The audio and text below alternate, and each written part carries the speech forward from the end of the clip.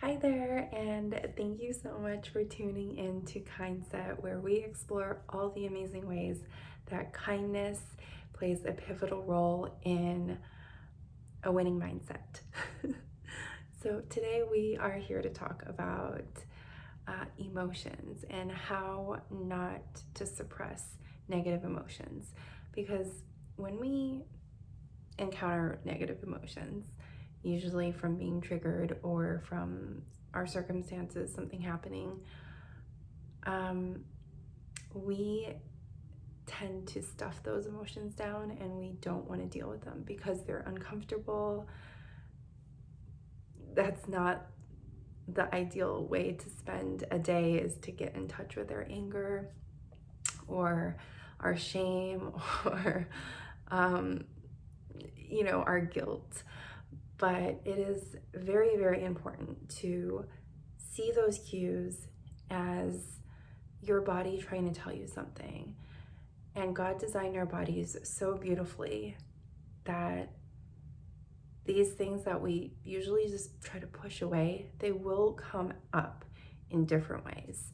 So they will come up and they want to be heard, and they will be heard now or later. And later it'll be explosions, not great situations. Some addictive behaviors might develop, coping mechanisms that aren't healthy. So it's very, very important to tune into your body's system and what those emotions are trying to tell you. So the first thing that I did was I changed my mindset about emotions. My coach actually really, really helped me with this. And I'm not an expert, I'm just someone that's really passionate about this because it has been so freeing for me, so that I really want to share this information with you, and hopefully it'll spark some inspiration in your life to either get help or figure out ways to deal with your emotions and tune into your emotions because they are on your side. So first of all, I started looking at emotions from a more neutral perspective. So anger, where I was like, that is a negative emotion. I am going to go down like such a spiral, and the only way I can get out of this is to think positive, be positive, just like change my life around right this second.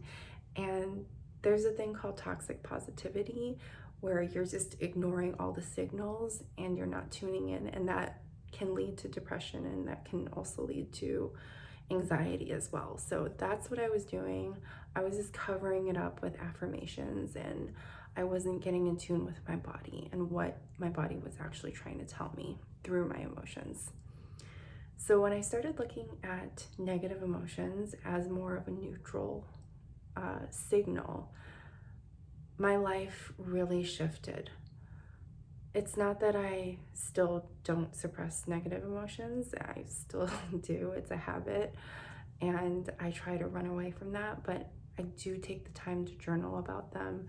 I do take the time to see that as a signal to say, hey, check in with yourself right now.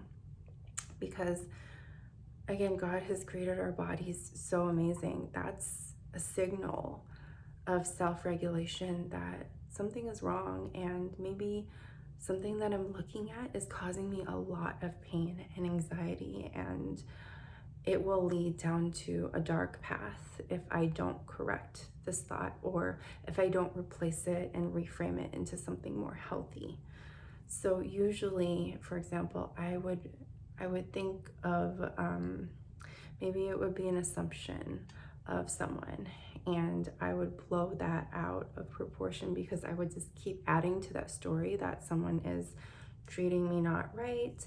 I'm not worthy of love, and that's why that person is acting that way. All completely false and based on the story that I'm telling myself that is completely not according to God's word, and it's not healthy, and it makes me feel bad every single moment that I dwell in that. So getting clear about that and seeing, is this thought serving me and is this thought not serving me, was huge for me. So that was another thing that I did. Is this thought actually serving me? Because if it's not, I do have a choice and I can let that thought go. And there are specific thoughts that we have over and over again, or a family of thoughts that lead us to a certain emotion again and again. And those are thoughts that come up when we're triggered also by other people. And so I was blaming a lot on my husband, where I felt like he was triggering me. But now I can even look at triggers from a neutral perspective and say, okay, well, this trigger is actually teaching me something really important about me and where my heart has to heal. So it's never that peaceful or graceful in the moment. It's usually a lot of pausing and checking in with myself and being kind to myself, because a lot of times when I'm triggered, then I'm like, what am I doing wrong? I'm a good person. Why is this happening to me? So those are thoughts that were coming up over and over again. But are those thoughts actually serving me? Because I will probably answer those thoughts in my brain, and none of those answers are healthy answers or good answers. So another question that I could, implement would be, what is another way that I can look at this situation right now? What is my husband going through right now? What am I actually feeling right now that's internally being triggered? And yes, I might feel that he needs to change and he needs to do things differently, but what am I actually feeling right now in this moment?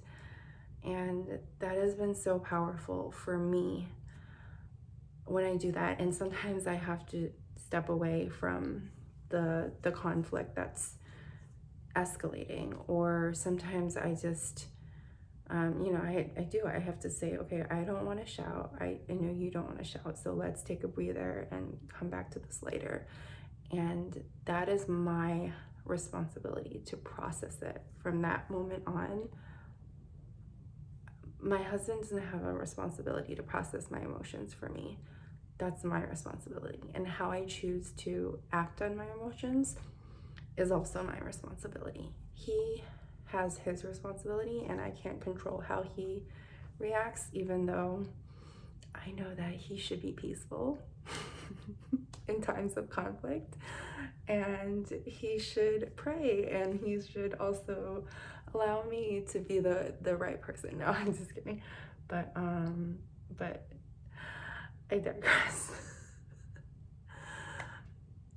But it is good to also, have a little humor about this, because it does help us cope with difficult situations.